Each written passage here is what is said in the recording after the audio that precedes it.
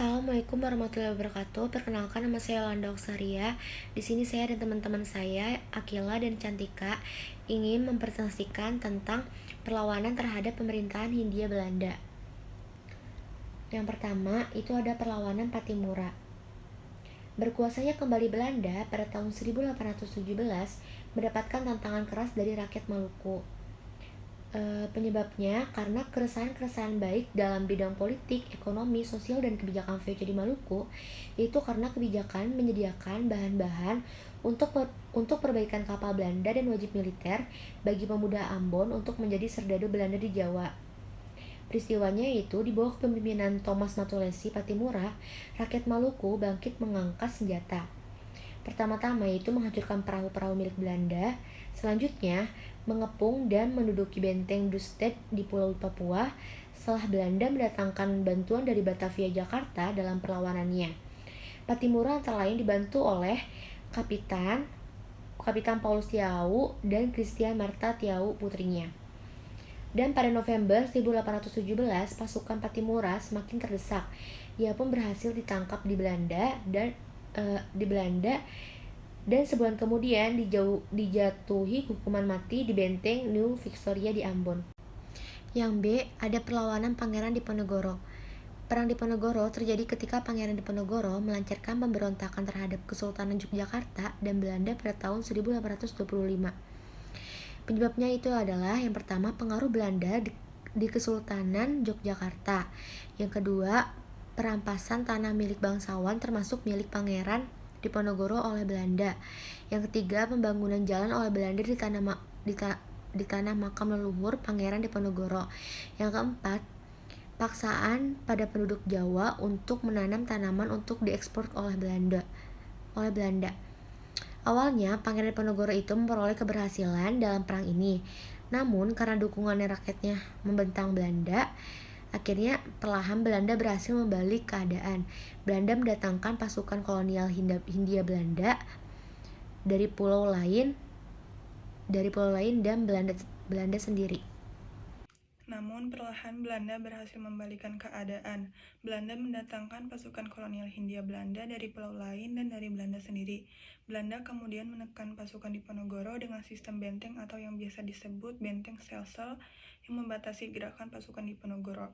Kemudian satu persatu pendukung Pangeran Diponegoro tertangkap atau menyerah, seperti Kiai Mojo pada tahun 1828 dan Pangeran Mangkubumi serta Sentot Ali Basyah pada tahun 1829.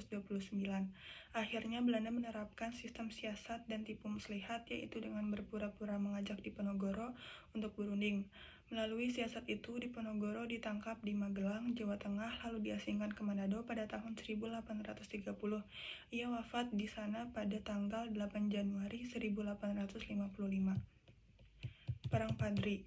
Perang Padri, perang yang berlangsung di Sumatera Barat dan sekitarnya, tepatnya di Kerajaan Pagaruyung dari tahun 1803 sampai 1838. Perang Padri dimulai dengan munculnya pertentangan sekelompok ulama yang dijuluki kaum Padri terhadap kebiasaan-kebiasaan tidak sesuai syariat Islam yang marak dilakukan oleh kaum adat di kawasan Kerajaan Pagaruyung dan sekitarnya. Kebiasaan yang dimaksud seperti perjudian, sabung ayam, madat, minuman keras, dan tembakau. Juga aspek hukum adat matriarkat mengenai warisan, sehingga pecahlah peperangan pada tahun 1803. Perang ini dapat dikatakan sebagai perang saudara yang melibatkan sesama Minang dan Mandailing. Dalam peperangan ini, kaum Padri dipimpin oleh Harimau Nan Salapan, sedangkan kaum adat dipimpin oleh yang di-Pertuan Pagaruyung, waktu itu Sultan Arifin Muniangsyah. Kaum adat yang mulai terdesak meminta bantuan kepada Belanda pada tahun 1821. Namun keterlibatan Belanda ini justru memperkeruh dan memperumit keadaan, sehingga sejak tahun 1833 adat berbalik melawan Belanda dan bergabung bersama kaum Padri, walaupun pada akhirnya peperangan ini dapat dimenangkan Belanda. Perang Padri termasuk peperangan dengan rentang waktu yang cukup panjang, menguras harta dan mengorbankan jiwa raga. Perang ini selain meruntuhkan kekuasaan Kerajaan Pagaruyung juga berdampak merosotnya perekonomian masyarakat sekitarnya dan memunculkan perpindahan masyarakat dari kawasan konflik. Perang Banjarmasin. Wilayah Kesultanan Banjar di Kalimantan Selatan menjadi perhatian Belanda karena menghasilkan lada yang berharga. Terlebih lagi sebelumnya, Inggris di bawah kepemimpinan Alexander Hare berusaha membuka perdagangan dengan Kesultanan Banjar pada tahun 1811. Kesultanan Banjar adalah kerajaan-kerajaan bercorak Islam yang berpusat di wilayah Kalimantan Selatan di sekitar kota Martapura, Banjarmasin, dan Banjarbaru. Wilayah Banjar juga meliputi Sungai Barito dan suku-suku Dayak di sekitarnya. Alasan yang digunakan oleh Belanda untuk menyatakan perang adalah untuk mendukung Tamijidillah, anak Sultan Adam, ke tahta Banjarmasin. Meskipun demikian, rakyat Banjar dan suku-suku Dayak di pedalaman lebih memilih Pangeran Hidayatullah. Setelah Pangeran Hidayatullah meninggal pada tanggal 2 Maret 1862, Pangeran Antasari menjadi penggantinya. Akibatnya, pemerintahan Belanda melakukan intervensi dengan mengirim kolonel Augustus Johannes Andresen yang pada tanggal 29 April 1859 memimpin ekspedisi militer ke Banjarmasin. Perang berlaku sengit terutama dengan perang antar kapal Belanda dan Banjar di Sungai Barito, namun pada tanggal 11 Oktober 1862, Pangeran Antasari meninggal dan Banjar pun takluk pada Belanda pada tahun 1863. Perang Puputan. Puputan Magarana sendiri bermula dari perundingan Linggarjati. Pada tanggal 10 November 1946, Belanda melakukan perundingan Linggarjati dengan pemerintah Indonesia. Salah satu isi dari perundingan Linggarjati adalah Belanda mengakui secara de facto Republik Indonesia dengan wilayah kekuasaan yang meliputi Sumatera, Jawa, dan Madura. Selanjutnya, Belanda diharuskan sudah meninggalkan daerah de facto paling lambat tanggal 1 Januari 1949. Pada tanggal 2 dan 3 Maret 1945, Belanda mendaratkan pasukannya kurang lebih 2.000 tentara di Bali yang diikuti oleh tokoh-tokoh memihak Belanda. Tujuan pendaratan Belanda ke Bali sendiri adalah untuk menegakkan berdirinya negara Indonesia Timur.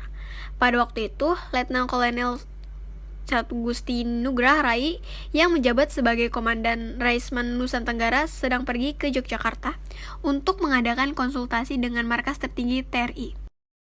Sehingga dia tidak mengetahui tentang pendaratan Belanda tersebut. Di saat pasukan Belanda sudah berhasil mendarat di Bali, perkembangan politik di pusat pemerintahan Republik Indonesia kurang menguntungkan akibat perundingan Linggarjati, di mana Pulau Bali tidak diakui sebagai bagian wilayah Republik Indonesia. Pada umumnya, rakyat Bali sendiri merasa kecewa terhadap perundingan tersebut, karena mereka merasa berhak untuk menjadi bagian dari negara kesatuan Republik Indonesia. Terlebih lagi, ketika Belanda berusaha membujuk Letnan Kolonel I Gusti Ngurah Rai untuk diajak membentuk negara Indonesia Timur. Untung saja ajakan tersebut ditolak dengan tegas oleh I Gusti Ngurah Rai, bahkan dijawab dengan perlawanan bersenjata pada tanggal 18 November 1946. Pada saat itu, I Gusti Ngurah Rai bersama pasukannya Ciung Winara berhasil memperoleh kemenangan dalam penyerbuan ke Tangsi Nica di Tabanan. Karena geram, kemudian Belanda mengarahkan seluruh kekuatannya di Bali untuk menghadapi perlawanan I Gusti Ngurah Rai dan rakyat Bali. Selain merasa geram terhadap kekalahan pada pertempuran pertama, ternyata pasukan Belanda juga kesal karena adanya konsolidasi dan pemusatan pasukan Ngurah Rai yang ditempatkan di Desa Adeng, Kecamatan Marga, Tabanan, dan Bali. Setelah berhasil mengumpulkan pasukan dari Bali dan Lombok, kemudian Belanda berusaha mencari pusat kedudukan pasukan Ciung Winara. Sekian dari kelompok kami. Assalamualaikum warahmatullahi wabarakatuh.